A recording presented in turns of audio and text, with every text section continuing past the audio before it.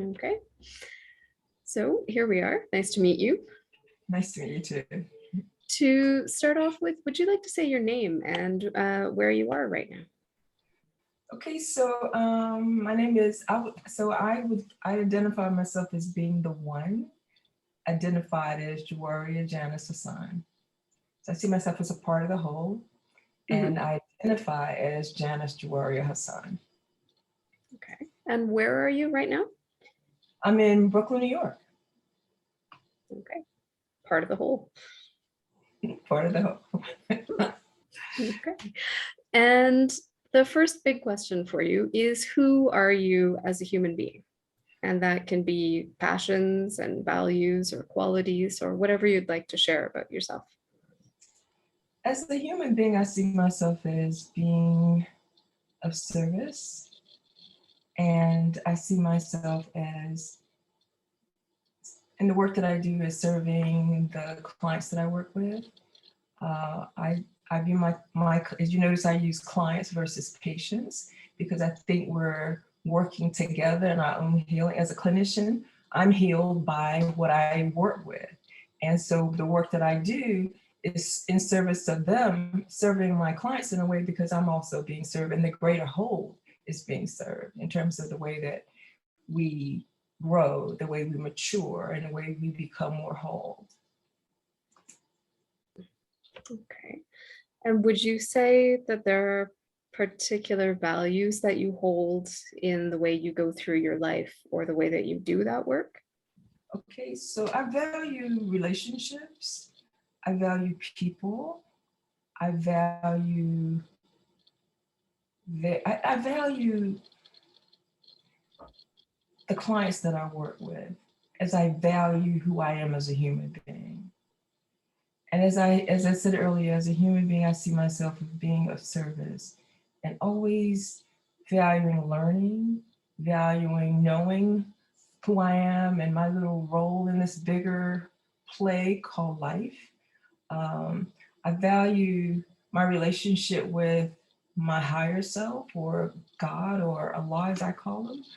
And I work from this place of contributing to all of who we are as a part of the whole of who we are as people. I don't know if is that making sense to you? Yeah, no, it does. Absolutely. Sounds kind of like an orientation and yeah. Would you say that there are particular passions in your life or in your work? Uh, I I get really I get really turned on when people get an insight or get embody something that we're talking about, and they walk away feeling like they got something that they can build on or are more Mhm. aware of, and can integrate it into their relationships with themselves and also with their families and communities. So I value the work that I do. I feel like it's a gift in a way to be able to sit with people as they're talking about their stories and offering, in Gestalt therapy, what we value is being in response to what I hear from them and holding the space for them to talk about it in a way where they feel safe and supported. So I value that work a lot. And I also value some of the things that we bring that as a Gestalt therapist, that some of the tools that we use in this work, which is presence, which is being aware, which is being, I guess, being more present than I think the whole notion is presence. What do we bring to the work also helps inform the healing that we see with the work that we do, that I do. I'll say more specific, the work that I do with my clients. Mhm. And I'm curious whether you're referencing these gestalty things because of the context of this interview as humans of Gestalt, or whether that really is a very central way that you identify in your life. Well, a part of who I am as a person is that I'm a practicing Sufi. So that really means that I'm really about this whole notion called love and cultivating that love in myself and opening that up for possibilities with some of the clients that I work with. I'm not saying all my clients at the same level, but Mhm. some of them have grown tremendously by becoming more self-aware. And I think one of the tenets of one of the rules of Gestalt therapy is like, just to me, I can't take what I do apart from what I am. Mhm. It's really interesting for me. It's like when I practice what I do. So I practice being present. I practice being responsible. So all those things are like a part of my life now. It's not just what I do in my work, is I practice it because I'm trying to grow and become a better human being myself, right? Mhm. Okay. So I'm curious a little bit about where you come from. And so I'm wondering what comes to mind as a particular event in your life or a set of circumstances that you would say has really shaped you or defined you in some way. Okay, so I'm from North Carolina. I grew up in a very religious community. Um, and I was around a lot of what we call hands-on healing when I was growing up. So there were some people in the community who did hands-on. Went to church. We did hands-on healing. We prayed. So we had that kind of relationship. So, so one day, I don't know if you want to hear this, but one day I was in church and I had this insight. So the minister was preaching about Jesus and God and said, Jesus cried out when he was dying on the cross. He says, Labeka, where, so he's crying out to God and he was saying to God, my God, why have you forsaken me? And then I said to myself, if Jesus is calling on God, then I might need to call on that part of who I am too, in order to grow and be more curious about life. So it opened up the possibility for me to explore, like, why am I here? What is my role? What is it that I can contribute to the whole, right? So it was like, that was like a wake up moment for me. It's like, wow, Because that's like one of those awarenesses. like, Mhm. Hmm. whoa, because that was, I value that state of consciousness. So it's like, wow, I can discover something about this too. So it's just discovering, life is more like discovering things, being excited about what I see and feel and taste and hear, right? Mhm. I don't know So if I'll where, okay, go ahead. sorry? Go ahead. No, I was just going to ask, where does that experience take you? Like, what does that come to be in your life? So that experience, so here's what happened. So I was um, in my career, I started as a medical social worker, and then I became a director of social services at one of the hospitals in New York City. And then uh, I was promoted and then I became a deputy commissioner in city government, assistant deputy commissioner in city government. So my work, my work is more like, it's just about things I thought I couldn't do, I've been able to do, because it's like stepping out on faith that I could make that things could happen through me in a way. And it Hmm. has happened. I mean, some very impactful things have happened to me. I don't know if I'm responding to your question. Am I Yeah. responding to your question? Okay, I want to make sure. Yeah. But No. I'm informed by all these things happening that I didn't know were possible, right? But I'm living the possibility of what it means to be a human being. You don't know, and you start this journey, and I'm starting to discover and find all these exciting things about life that I didn't Hmm. know. So every day it's like I learn something. I'm searching for more of who I am and my little role in this orchestrated thing called life, right? And what about other people? Who would you say has had a significant impact or an influence on you? And this can be from any part of your life. I would think my grandmother has Hmm. been very impactful on my life. Like I said, I grew up in the South. My grandmother was sick most of I was reared by my grandmother. My mother came to New York to work, and I was left with her. So I was her caretaker until she died. Hmm. But the thing that was very impactful to me is before she went in the hospital, I was about 18. She went in the hospital and she was very sick. She went in for surgery. But before she had surgery, she called me in for a conversation. She said to me, you know, I want to thank you for staying with me and supporting me through my illness and caring for me all this time. I know it's been a lot for you and you've done it. And I want you to know the Lord is going to bless you. Wow. That's the was a very impactful thing because I really feel that I have actually been really blessed, really blessed, really blessed in my life, right? Wow. So my grandmother is very impactful in my life. She's a very caring person. She helped out a lot of people in the community. She took care of her grandchildren. She was just phenomenal. And she cared about me. I knew she cared about me, right? Hmm. And so what about yourself and how you experience and understand yourself in terms of gender or as a woman? That's a great question. As a woman, I understand I can only look at the woman in me in terms of the mother that I am. And I am a mother of 2 children. I have a daughter who's a principal at a school, and she's awesome.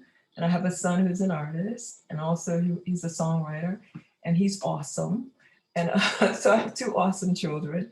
And I'm not, when I use awesome, I'm not trying to make them perfect. They're just good people in their hearts. They have good hearts. And I think if nothing else, I could see the good heart that they have. So they have that.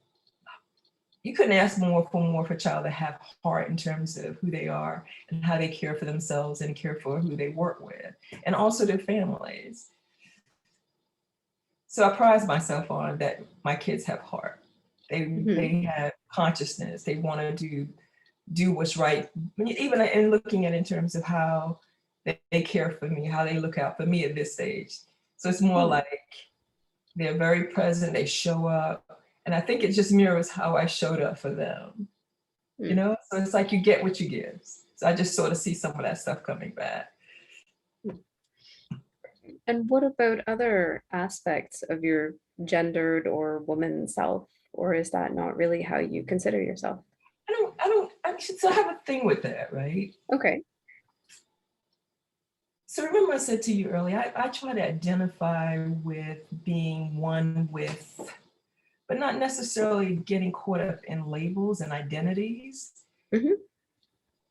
I know that I'm a woman, but I don't go around saying I want to be identified a certain way because I think I'm bigger than how I identify. And I don't limit myself with these identities because somehow they become what you respond to because, you know, that you're reacting to versus just being who I am as a person and discover more what that looks like versus constricting myself to a particular identity. I know that I'm female. I don't judge people for what they want to say about these identities, but I don't want to restrict myself to any identity because I become reactive to it versus just being that. That's how I live. That's how I work this. But I want to go on record by saying I don't condemn or put down or see any problems with other people. It's just how I want to live. I don't want to. Yeah, no, I mean, some people, when I ask this question, like they have a master's degree in gender studies, right? So that part of their identity is really huge, and sometimes it's not. So it's absolutely valid. Right. So you mentioned age as well. I'm also curious how you are experiencing that process and yourself in the aging process. Oh, that's a really good question. Every morning I look in the mirror and say, well, who's showing up today? Because surprise. So I go by the mirror and say, oh my God, who's here today? So it's just a discovery every day. Something is changing that I have no say in. So it's more like I'm just sort of witnessing, oh my God, this is what I look like today. But so I'm dealing with it. And I usually don't. One of the things I work do, so in African culture, right, they'll say, my kids will say, so Mom, so how old are you? I give them the age, but I don't say years old. I'm 30 years, but I won't say I'm my age because I don't talk about my age because I don't want to age myself. So I tell people I'm 47 years old. I'm 47 years. I'm 47 years. Okay. I want to stay at that age, that developmental stage, physically speaking, but I know some other stuff is going on. Okay. Interesting. So another question for you, and I mean, this is like yourself and your social self and all of that, which is how you experience and understand privilege and power in your life. Yeah, that's a good question.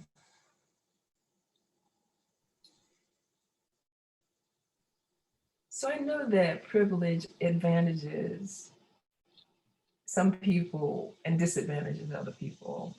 And then as an African American woman, I've experienced that. And I still experience it. Um, and and I deal with it when it comes up. I try to address the issues with friends, my friends who are different from me. I work to address it. I'm not saying it's always easy for me, but I do pull it up and bring it to their awareness because I don't think some of these processes are not necessarily what people are aware of. And I work to make them aware when it impacts me and my person and who I see myself to be in relationship to them.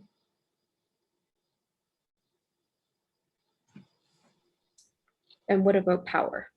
What's your relationship with power like, or how do you experience it? Um,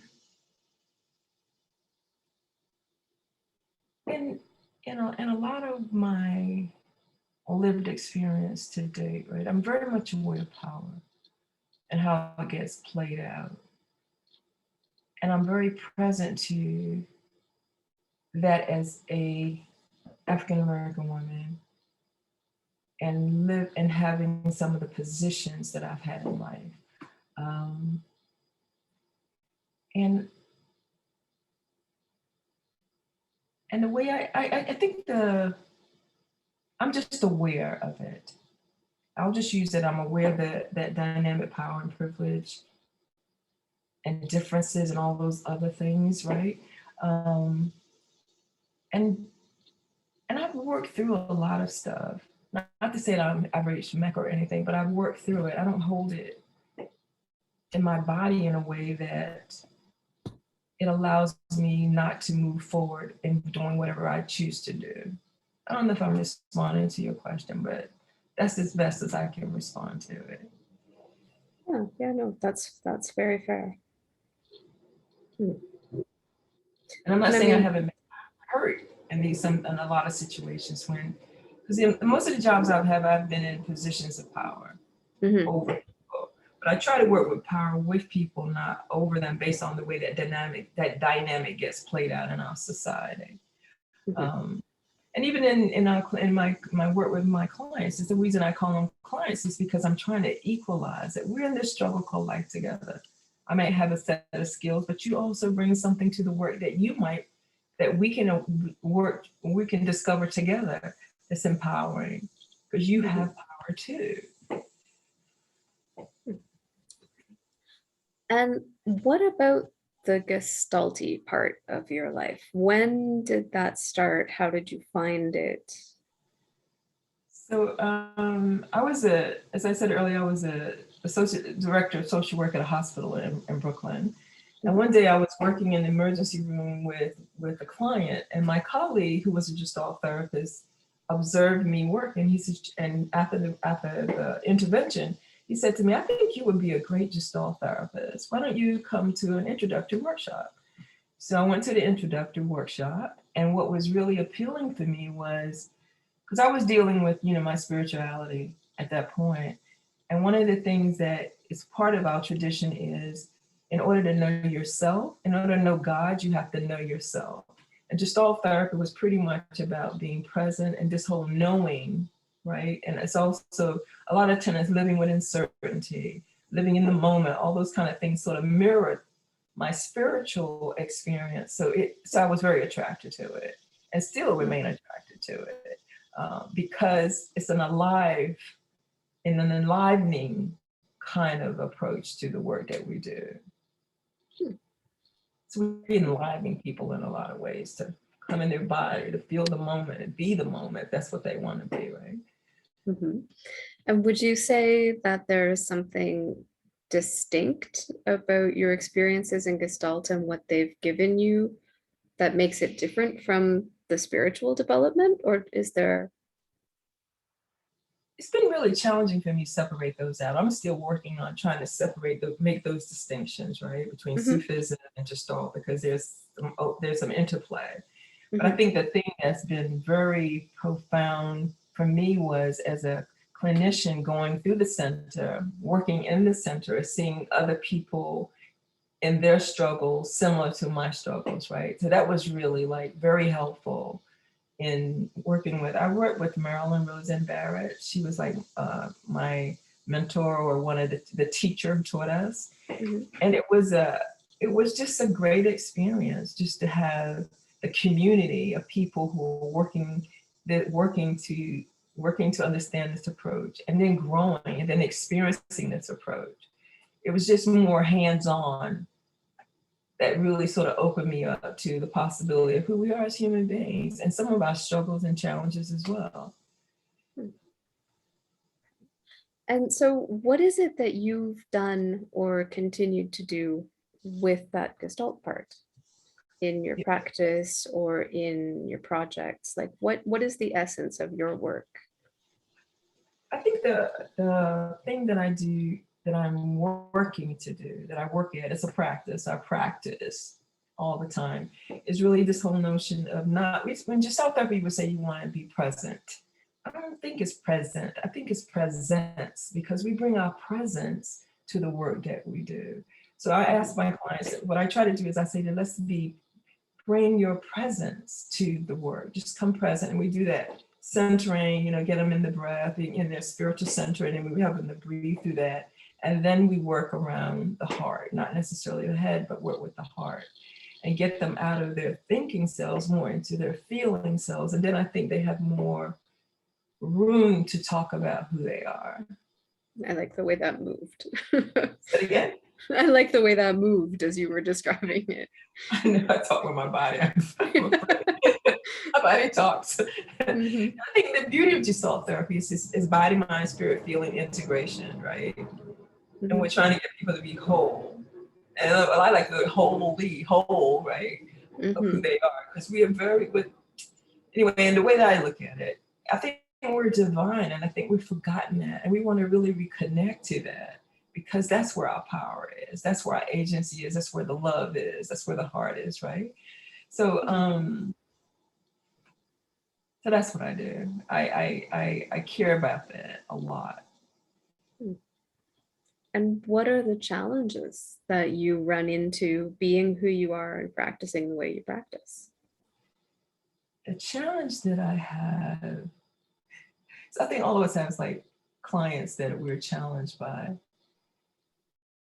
And I Sometimes, guess, but sometimes it's systems and sometimes it's a lot of things, right? But yeah, what are my challenges? Sometimes I think I give too much. I think sometimes I give too much information, because I think you have to do that psychoeducation piece sometimes. And some of the clients that I have, I spend a lot of time sort of orientating them and their understanding of what I'm going to be working, how I'm going to be working with them, what it's going to look like. We're not going to always agree, but trust the process, blah, blah, blah. So I think sometimes I want them to get it, right? I mhm, really want them to get the shift, but I think I have too much invested in that. I want to sort of pull back and just let the answers come to them, versus being more like directive, mhm, suggestive, right? And sometimes it's necessary, but I think I want to pull back more from that. I haven't had any complaints from my clients. I don't, in terms of what I'm saying, this is my self-criticism, that mhm. I'm real critical, because I think I give too much, and I want to let more come from them, and that work. Hmm. Interesting. And When you what, say interesting, what do you mean by interesting? well, I mean, interesting, Yeah, and I I'm that just, word interesting. it, I am interested in the way that you frame it because it's something that I very much do myself in that psychoeducation piece. It's like, am I giving too much framework? And can you just like feel that in your liver? And we can go from there. But it is that mind body, and I tend to be very giving to the mind myself. I do. I mean, because I think it's necessary because it's about me for they. I want them orientated because it's another way of being in the world that they come from. Most of them have the ego, right? Mm-hmm. They don't understand those concepts. So it is you're in your head right now. What does that mean? So orientating about what the ego does, what's the role of the ego in terms of who we are as human beings, right? So some of them get, and they'll say later on as we work, I'm in my head right now. So they do get the distinction from the education. But sometimes I just think I might be to your point, overstating it or just trying to get them to get it right away. And it's a process of getting it. Well, but when you get it, you have to have somewhere to put it. And if you don't have a concept, if there's like no box that says, you know, there's a whole vocabulary for emotions, and you're trying to figure out if it's one of three emotions that you know, Right. there has to be some learning. Right. Like Right. you have to know there are more words for this. Yes. The hermeneutic process has to have more boxes. Another thing So that I'm saying, a lot of the clients that I work with, they don't have language for feeling. So what I offer them is this how does it feel in the body? Is it light or heavy? Is it light or heavy? Are you feeling light right now? What are you feeling right now? Give them those distinctions, heavy and light. What are you feeling right now? They're saying heavy. So where do you feel the heaviness? They'll let me know where it is, right? Or the lightness. But ultimately they get this thing when I'm feeling heavy, something is off. When I'm feeling light, then I'm feeling more myself, right? Than this stuff that we're trying to get them to sort of work through, issues they were trying to work through. yeah, I'm getting that you're probably much better at the not over explaining things than I am. So I think that's my criticism. I think I'm very much into I'm a very mental person, so I have to bring it down, you know. okay. And what are the things that you do feel have been very satisfying for you in some aspects of your practice or your work or your life? That's a good question. Like I'm going to put basic on terms of the work that I've done with clients, right? So one of my clients came in. She was from a very abusive situation as a young child, and she didn't have language to talk about what had happened. She would use guttural sounds. Anyway, so fast forward, work. She now is a social worker. And I sort of worked with, so it helped birth her. Now she's a social worker. She sort of got herself together. She's a social worker, and she's doing quite well given where we started. So to me, that was like, oh my God, this is so great to sort of see her in her life the way she's in her life now. But the And story has she stayed in touch with you, or is this just something you found out? Every time there's an issue, she comes back, right? And I'm still like a part of her life. Matter of fact, with this pandemic, she says, I need to come in. I got some stuff I need to work through. So yes, definitely. So it's almost like seeing your child in a way, your spiritual child move forward. Because then when they come in, all this stuff is getting in the way of them being in their possibility, right? But then to see them work through this stuff and become more and more of who they want to be as human beings, it's been, and you know, as an older person too, it's like, wow. You just sat back there. That was good, right? I'm being witness to their growth and development. And I think sometimes that's really important that somebody, they have a home to come back to say, yeah, I need more of this. You know me, you know, let's do some more work. That's been rewarding. That you know me. I mean, to me, that sounds like the importance of the relationship, right? Like you're not just whoever's in the other chair. where I Right. come and put my stuff. Like it's you, Right. and that Right. matters. Yes. Yes. Yes. Yes. I think it's just a blessing in a way to be able to serve in this way. Because I had to, I just sort of really committed myself to this work because I could have gone, because I started working in these administrative positions, I think in 2004. I was still young, I could have gone, but then I just committed myself to just doing therapy and teaching and doing healing work because I think it speaks more to the heart of who I am. Right? Hmm. And would you say that you feel like you're part of a Gestalt kind of community? Does that mean anything to you, or what is that relationship like? Well, I'm still on staff at the Gestalt Center for Psychotherapy and Training. It's just always my home. I always have like my home is just also for psychotherapy and training because it's such a great community there. Mhm. Um, so I always know that I got a place there in terms of teaching or just showing up for meetings. But it's my connection. If anything happening in terms of fundraising, I want to be there to help out. So because it was my home, it was really my birthplace in a way because that's when I started doing my own individual work. Was at the Hmm. center. Hmm. And in a wider sense, or not so much? Again, Do you uh, feel part of a community in a wider sense, or not so much? in a wider sense. Because Gestalt therapies have a sort of thing about them. Mhm. I don't know, it's this connection. I don't know. It's just like if I meet, so I met one of the, it's like I said, I'm teaching a class at the Gestalt Center. And I met some of the newer teachers that I didn't even know. But when I sat down with them, we got a language and we can talk and we can, Mhm. connect. And it's a different kind of connection outside of that community. As Mhm. I experience it. Like I have a spiritual community, that's one thing, we connect that way. But then there's a Gestalt community and we connect another way. But Mhm. we share this experience and this language and this way of being differently than I think when I'm talking to some of my psychoanalytic friends, my Jungian friends, right? There's something different about it. I can't language it, but I can Yeah, you can do that. feel it. Okay. Hmm. Okay.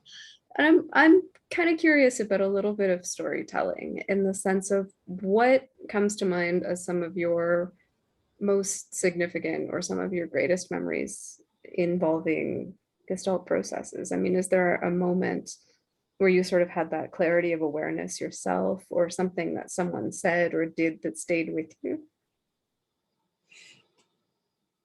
So offhand, I can't, let me see.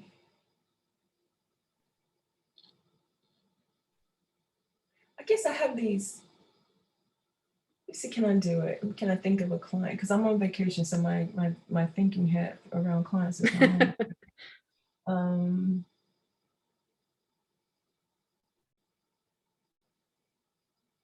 I think remember we spoke earlier about these distinctions that we have, the psychoeducation piece we do. Mhm. And then when I see people really can say to me after that, some work, not necessarily the first or two sessions, but later, that they're getting it, that they now know have some distinctions like when they're present and when they're in their thinking selves. That to me is like a nice moment for me because they're integrating something in of what we've been talking about. And then Mhm. and it's that matters to me because that means they're no longer living from the ego. They're living more from the heart of who they are. And also Mhm. they're more connected to their bodies as they're doing it. So one of my clients said the other day, he says, I have this distinction now. I know how my body feels. Mhm. Because he wasn't there before. He says, I know how my body feels. I know what I'm feeling in my chest right now. I know some Mhm. tightness. I need to breathe. So they're now telling me what to some of that stuff that you give them, that they give it back to Mhm. you. It's really exciting. And then to see how they embody it. And do you remember when you started finding that for yourself? Oh my God. You mean an experience that I had with myself and my Mhm. own work? Yeah. Uh, So I had a therapist that I was working with. So it's been more than one therapist that I work with. So I had a therapist. My first therapist was very. So when I went to her, right? So I was like, and I'll never forget this moment because it's so present for me. So I grew up in a family where I was the youngest in a family of maybe 4 or 5 men. They were all my cousins and my aunt's children. We all grew up together. And I, as the youngest person, I wasn't really heard, right? So when I go to the therapist, so I'm sitting down and she's doing her intake, and she's so validating, and I'm like it's all like new for me because I've never been so validated or heard. So it was the first time I felt like I was heard and that I was gotten, you know what I mean? So it's like, so to me, that was like a miracle. So I talk about this sometimes when I teach students, right? Is when you show up for people and and they feel heard and validated, it's healing. So so I felt some healing happening as a result of our first session because I was so validated, So right? she actually So that's took been good. you in at the intake interview. Yes, she got me. I was like, she got me hooked, right? You get heard here. People can hear me here. I got a voice here, right? So that was really magic. And then one time we went away from Maryland and we did we used to do these retreats in the summer. And I was working with Maryland and she had me to do an experiment, had me to sing. Well, part of my was my voice again, right? So she had me to sing and I had to sing in front of all these people. And it was like, and I didn't know the words, but I was singing anyway. So it was so much, again, coming into who I was, right? I was like, I still think about that memory of me singing, I don't know the words, and people like supporting me and cheering me on. It was really nice. That was a nice experience. It was a growth provoking and memorable experience that I still have it with me right today, right? Mm-hmm. Hmm. And so, what are you interested in doing from here forward? What kind of projects are you holding on to or developing? So what I'm working on now is I'm doing, as a Sufi practitioner, as well as a therapist, I'm interested in the Enneagram. Mm-hmm. And Enneagram has a lot to do with personality typings, like where people Mm-hmm. live in terms of this just chart. So I'm studying that. I'm very curious about that. And I'm also in the process of writing a paper with one of my colleagues. And I'm very interested in this whole notion of trauma, intergenerational trauma. I'm doing some online courses to enhance my skills in that area. And what else am I doing? And I said today, and I plan to take piano lessons. Fun. You look very serious about that. Fun. I want some fun. I just think that all this work is too much. I want to balance it out with some fun. Piano lessons. Okay. And what do you think from your perspective? I mean, it sounds like you're actively practicing and training, but what do you think is coming up for Gestalt from where we stand right now? What do you mean what's coming up? Yeah, where do you think it can go? What can it do? How can it develop? Where can it be taken? This is what I'm thinking about it. I've been thinking, these are my thoughts. I'm not saying anybody, I don't have a theory to support it, but I don't think I think my thinking is, I think we have to start with that we are divine and we've forgotten it. Then how do we reconnect with it? And then we have all these socializations, these beliefs, these perceptions, these programs that says we're not that. But I think we recommit, I think as a therapist, that we really reconnect people to their higher selves. But if we but people don't know that they are part of the whole of who we are. Some people, I'm not saying Native Americans, are very clear about it. But I think we as Westerners are disconnected from the earth. We're disconnected from those parts of us It's our nature too. But I think if we start from that whole notion of spirit or divinity, then people have I think we've forgotten that. And I think we need to be reminded. And I think if we start from that place, this is something I'm working out in my head. I'm not saying that everybody thinks like this, but I think that's the starting place, not that you're starting with a problem. You're not starting with what's wrong with you, you're starting what's right with you and what you've forgotten about who you are and your role in relationship to your higher self or God or Allah, as I call them. And how do we bring people into an awareness that we're all connected. If you're hurting, I'm hurting. If I'm hurting, you're hurting. Because even if we look at what's happening, right? We look at what's happening on the earth now. We talk about climate warming. But if we look at us, we're warming too. We're angry. All that stuff is impacting the planet, and it's impacting us. And I feel hurt when I hear things of what's happening in Afghanistan. I feel that. It's not something that's so alien to me. But if we're tuned in, we'll feel what this stuff feels like. It's hurtful, and we're being hurt by it.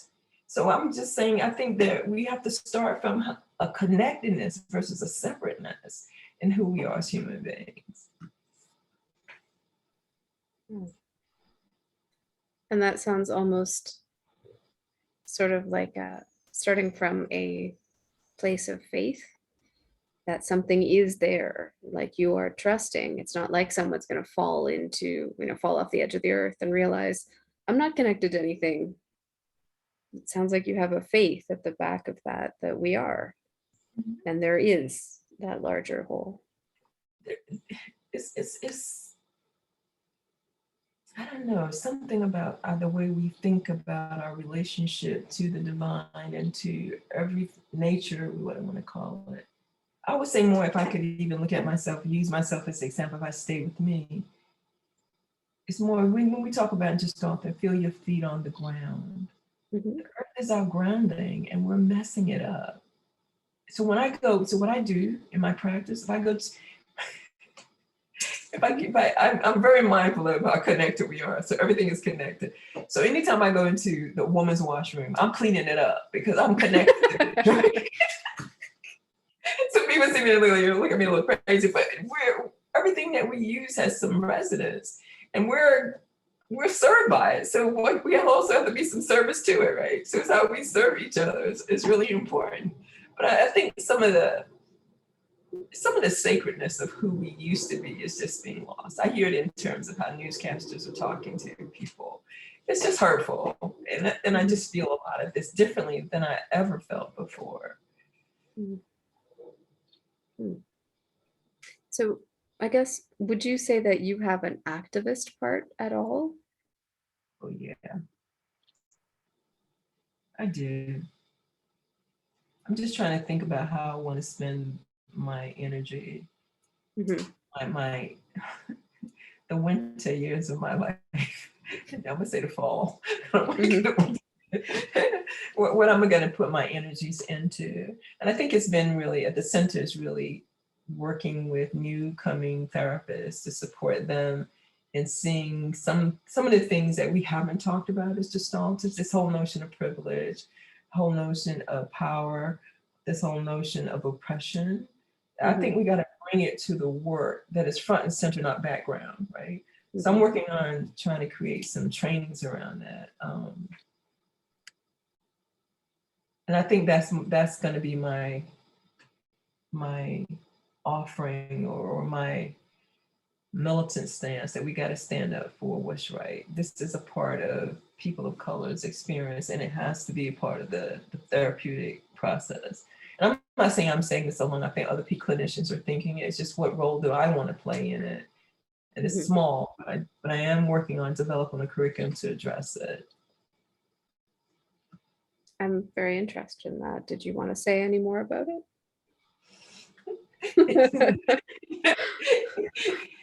No, I'm working on it now. I don't want to pull you out of vacation mode entirely, but so I've done trainings. I was a facilitator. I worked with the Workforce Institute, and we talked about, I've done a lot of training on motivational interviewing, family team conferencing, intimate partner violence. But I think we need something as clinicians, a way of bringing that into the classroom. And one of the things we did, I did this work with Michelle before, and we want to talk about it in the first session, our difference, and how do you feel? And I do it with my white clients.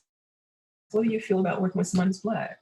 And I had one guy told me, he says, listen, I'm in a position of power and I have Black people that report to me. I don't feel comfortable working with you having any power with me. So I'm choosing not to work with you because women report to me.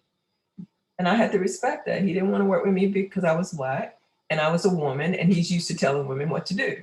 And he had the sense that I was going to be telling him what to do, even though I told him that's not what we're doing. I'm here to support you. He couldn't handle it. So he chose not to work with me. And that was okay.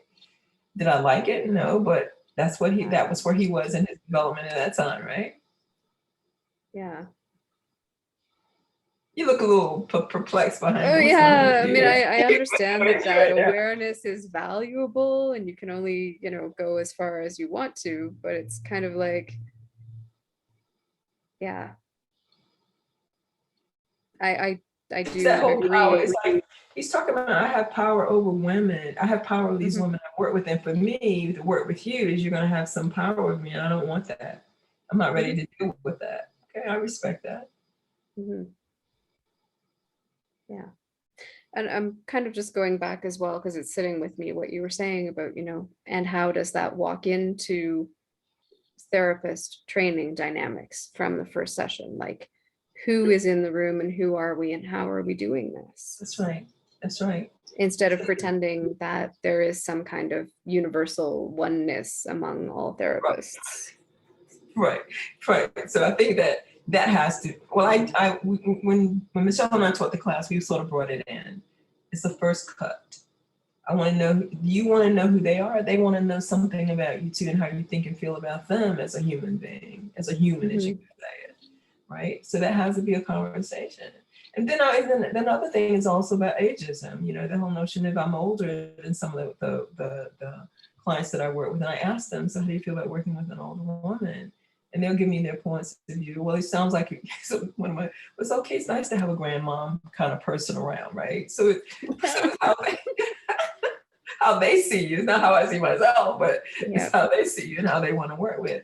And I think those dynamics are really important because later on, if you haven't addressed, it's going to come up.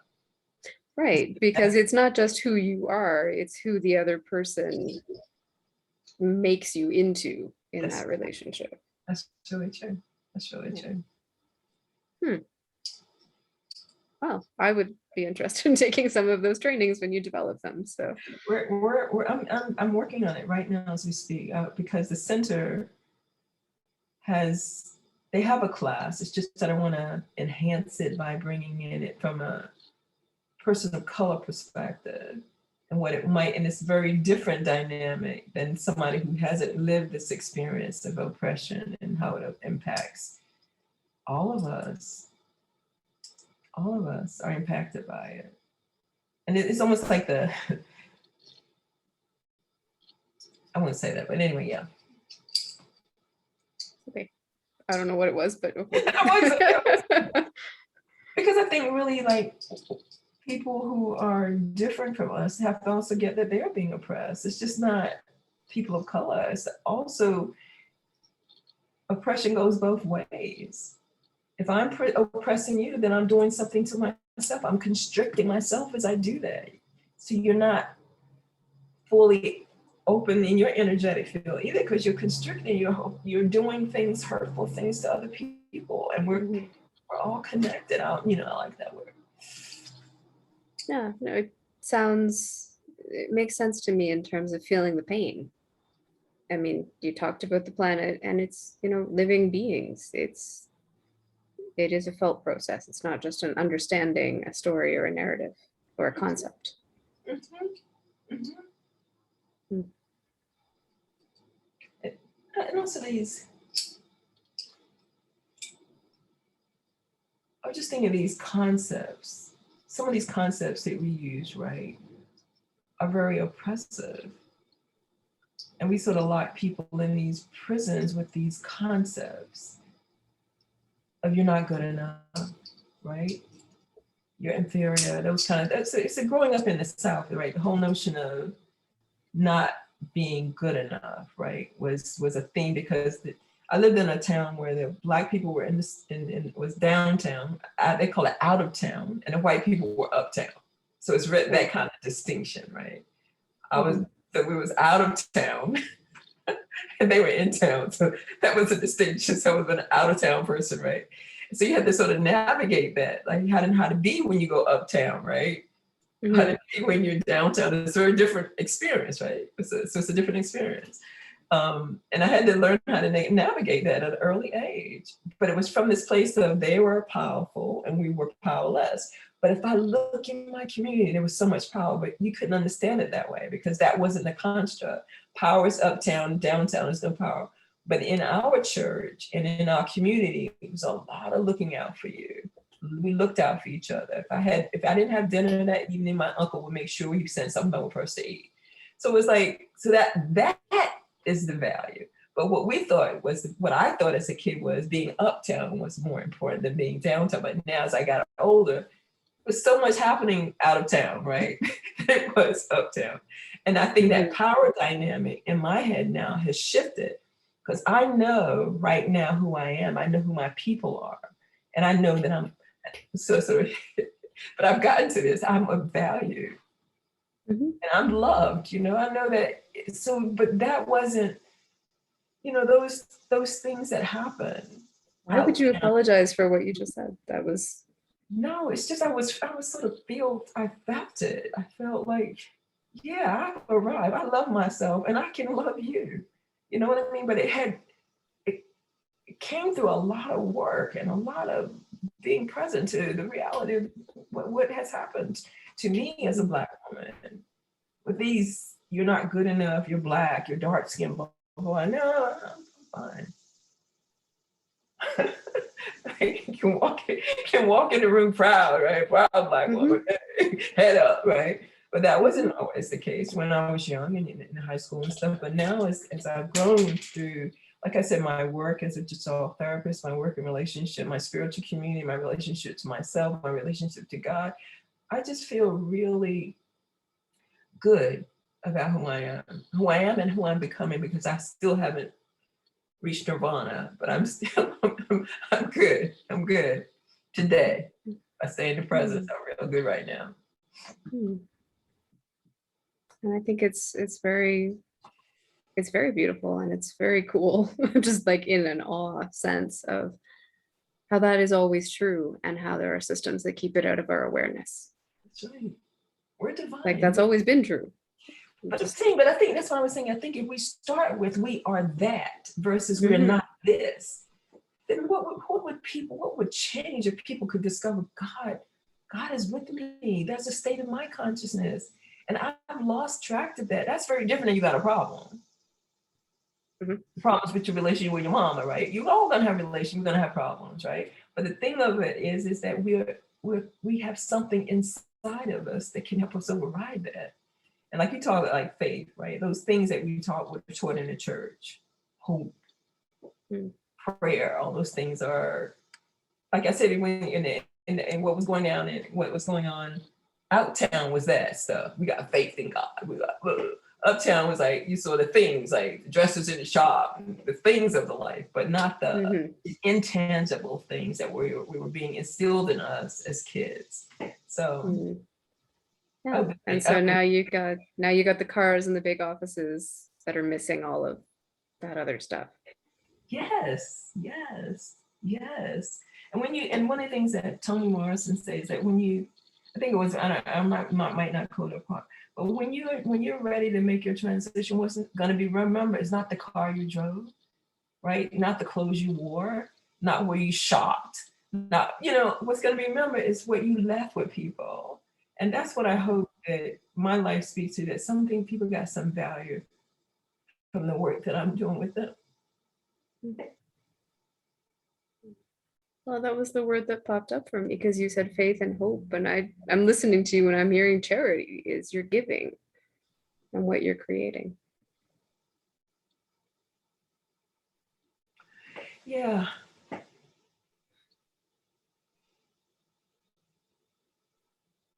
I'm real sort of tender around these things because it's so important. We're the most important human beings, the most important things. We don't give them that importance. We haven't as a country. And it's painful for me.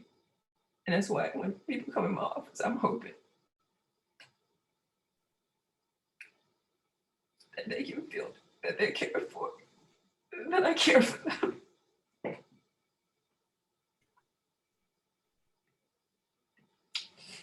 You might not want to put this on your tape.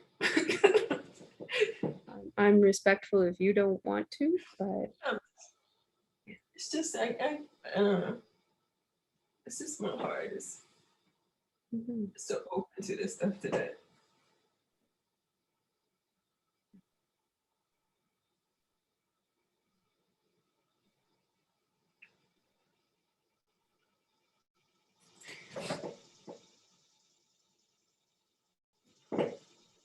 do you want me to pause the recording part? I don't mind. I'm absolutely fine sitting with you with this, I'm and I good. appreciate it.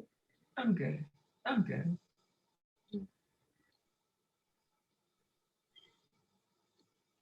I guess my care comes down. Mhm.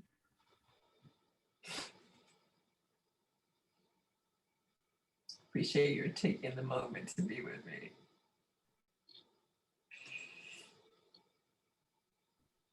When I asked about passions at the beginning, I'm like, I think you're being very shy. There's a lot of passion in what you're doing. Mm-hmm.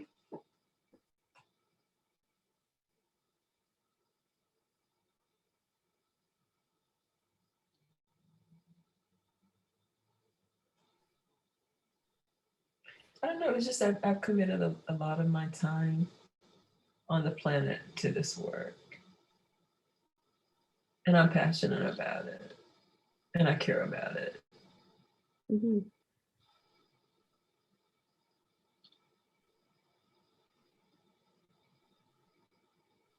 I can tell. Yeah. Yeah.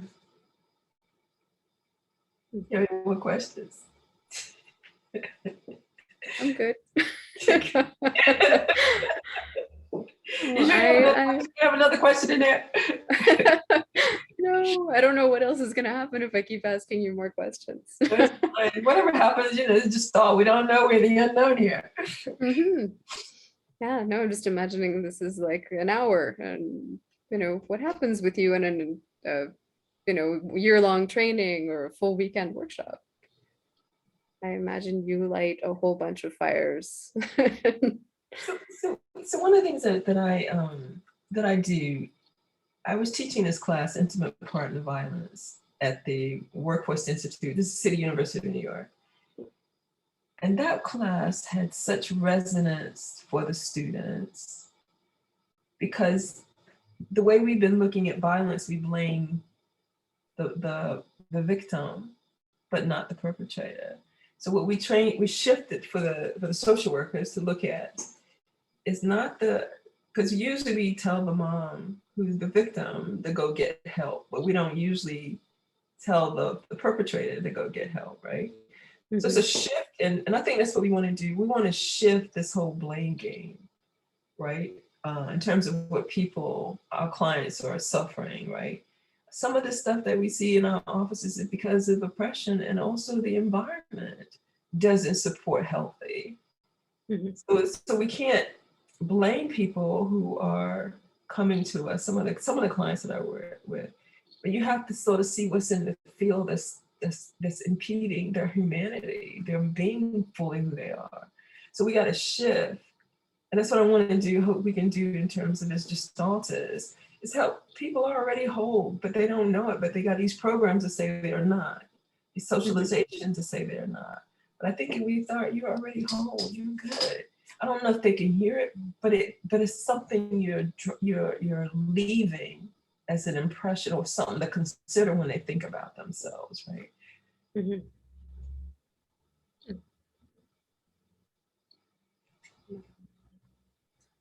Would you say that there's a part of yourself right now that's feeling left out of this conversation? Feeling what? Left out of this conversation? Is there? No, Mhm. no. I'm just trying to draw the parallels in terms of what we what how we pathologize people when we really want to not do that and look at the feel and how that feel is impacting them and have heart to understand that versus make the problem more important than the circumstance that most sometimes we find our clients in. Mhm. Is that making sense to you? Yeah. I mean, in basic terms, I mean, when there is no support to be that part of yourself, how can you be that? Don't even know it's possible if nobody's ever.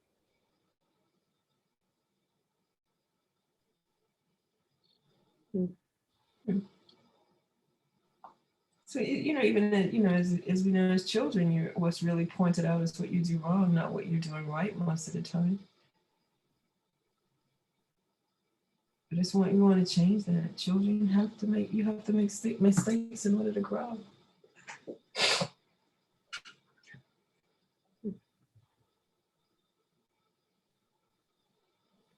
So how has all of this work impacted you as a person? What do you mean, as Gestalt? Yeah, I mean, seeing this in people, how has this sort of fed back in and let you grow? I think one of the things they say that whatever you're dealing with, sometimes it shows up in your office. Like when I was dealing with my kids going off to college, parents came in and they said my kids going off to college. So sometimes it's you working with yourself through other people too. I don't know if you've had that experience, right? Mm-hmm. And then so that was really like I see a lot of what goes on with me is going on with other people too. And how do I have compassion as I want to, have it for myself? How can I have it for you? Because we're all in this thing in life together. I don't know what was I dealing with. I don't know. It was like sometimes it's amazing because you discover something. It's almost like, but you can't say what you're going through, but it's right over there. Mm-hmm. So I have to be more real present to how I'm being and bringing up that, because sometimes it's also me. They don't, my clients don't get to know, like losses, for example. Sometimes when so those things come, they're a part of what we do, and if I can be there for them, I'm also being there for myself. Mm-hmm. And just when you said that, the example that I was sort of holding, I mean, I'll share it with you. We can decide if we leave it in or not. But my 2-year-old daughter died after a very acute leukemia. And so I took some time, go back into the office. The first time I'm working with a group, it's innocent little dream work piece. And the client says, I'd like to work. Okay, what's your dream? A lion ate my baby in front of me. I'm like, really? Do we have to do this today? Okay, we're going to go right in with lions eating babies. That's And right. it was like, okay, and we'll go through this and we'll figure it out. Yeah. And it's Yeah. your dream, it's not mine, but we'll get something out of that. Yeah. Yeah. It's almost, I always see it like the creator's always talking to us. He's always showing us something to grow from. So when I see those things, I always say, "Oh, it's the God is talking," Mm-hmm. because it's really sometimes it's so right on point. It's like wow, God is talking. Mm-hmm. It's interesting work. Like you sort of brought up dreams, you know. Yeah, sometimes that when that comes into space and you sort of help them to look at the components of it and the parts of it that's them and all that kind of stuff, there's some surprises, some real surprises. So one of my clients yesterday, for example, she was saying, I'm not supposed to be working, but I'm working because I'm on vacation. But I wanted to see her because of what's going on with her.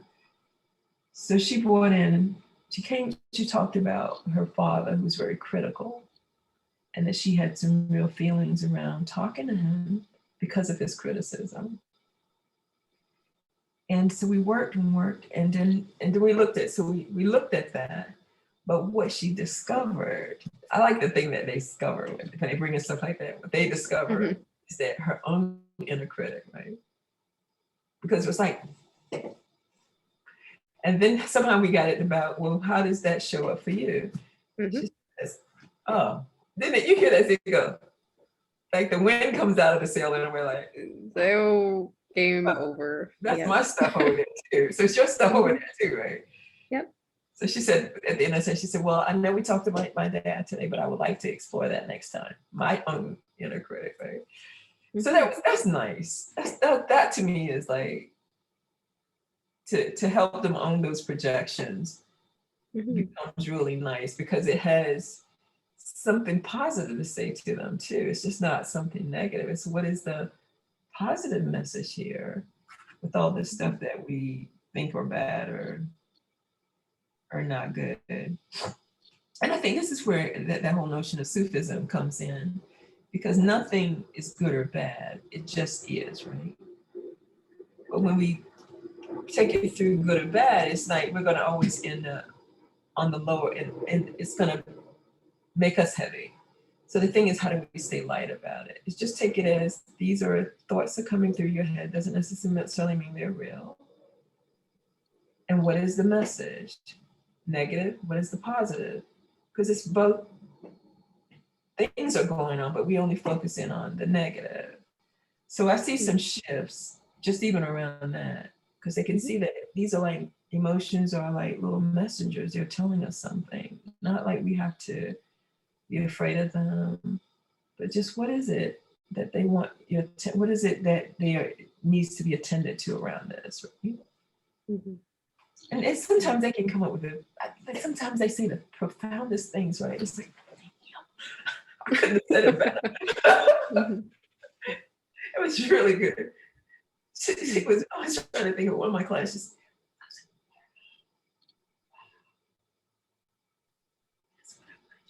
That's what I wanted you to say, right? And she said it.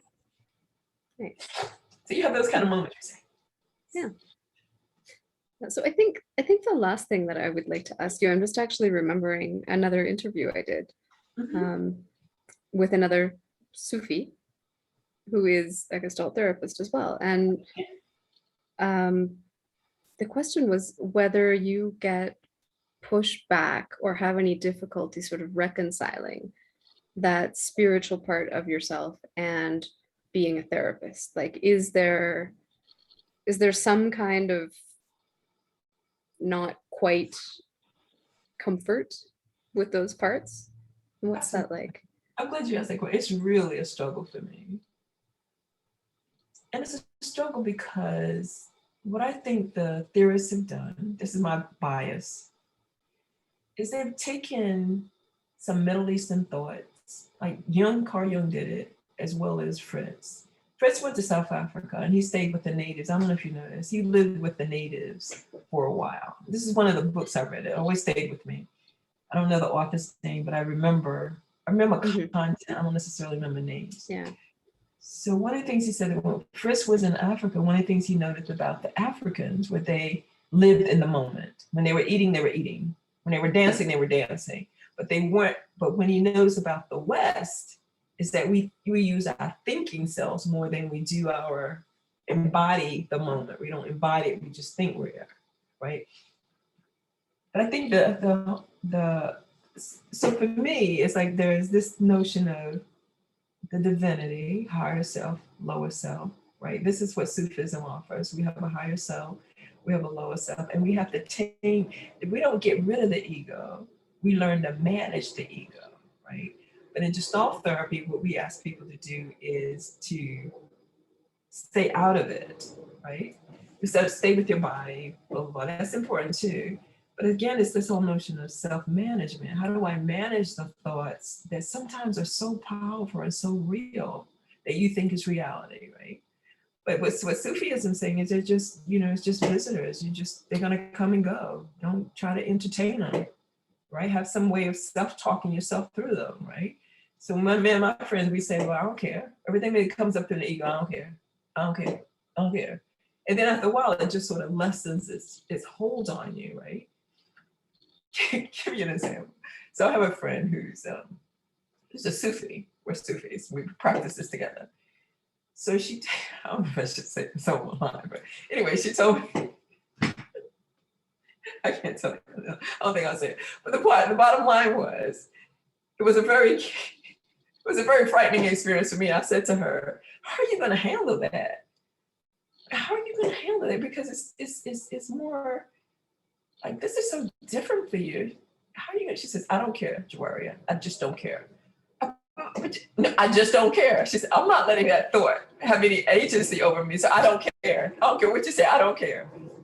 So, but it was really like a horrible, but the way she handled it, I love that. I kept going in with questions. She said, I don't care. I'm not going to own that. I don't care. So but then after you do that, it lessens its impact on when it comes in, it won't bother you so much, right? Mm-hmm. So this is how we sort of deal with the promptings of the ego, because it's always talking, always doing something, telling you something, right? Like you'll say to me, say, you're getting old. No, I'm not. I'm younger. That's why I say to you, I get younger and younger every day. If I go down that path. Mm-hmm. So it's more, you gotta laugh at this stuff, because sometimes it's laughable in terms of what it presents you with, right? Yeah, and I mean, that comes to one of my favorite parts, which is humor and finding the levity. It's like something is really important, so I'll laugh at it and with it and in it. It's laughable. Mm-hmm. It's just laughable in terms of what it suggests, right? Yep. You're getting old now. You should just sit down and retire. I don't care. Mm-hmm. You may have just installed like a new little voice in my head now. Yeah, it is. It is a little voice. Yeah. Mm-hmm. I don't care. And it makes faces. This is awesome. Yeah, so it's learning how to manage these. So that's the conflict, right? That you talked about. It's meant how I work with myself. Sometimes some of my clients are at a place where they could hear it. Some of them are not. But it's more like psychology in like. So what I was making a point is that some of this stuff is borrowed from Eastern traditions anyway. Some of it is borrowed from Sufism. But Sufism is being a child of the moment, right? You just go with the moment. That's all you have. But Gestalt talks about living in the moment, right? But it's more like you are the moment, right? In terms of what's happening right now. So that's very different. So there's some overlap, but it's not like a clear path. And what I try to do is make it more understandable for me, because I'm dealing with two things, right? And how to balance those two things out. Mm-hmm. It's been a challenge, and it still is a challenge for me. Yeah, it sounds kind of like a delicate question of seeing what fits in the room at any given moment. That's right. Well, okay, I can go with that. Then I got to pull back. How about understanding that, right? Yeah. Interesting. Sorry, I know I keep coming back to that word, but it's like, this is novel. I've never met you before. So that is my interest. That is my excitement. But one of the things I teach when I was teaching at Huntsville, I used to tell the students, right? Social workers have that word, it's interesting. But under that is an emotion or some feeling. What are you feeling that's covering up? That word covers up something, right? So what's under your interesting? Is it informative? Is it something? But it's not. It's excitement. I'm biased against that word. That's right. Yeah, no. But it's you said it right away. You said, you get turned on when somebody finds something.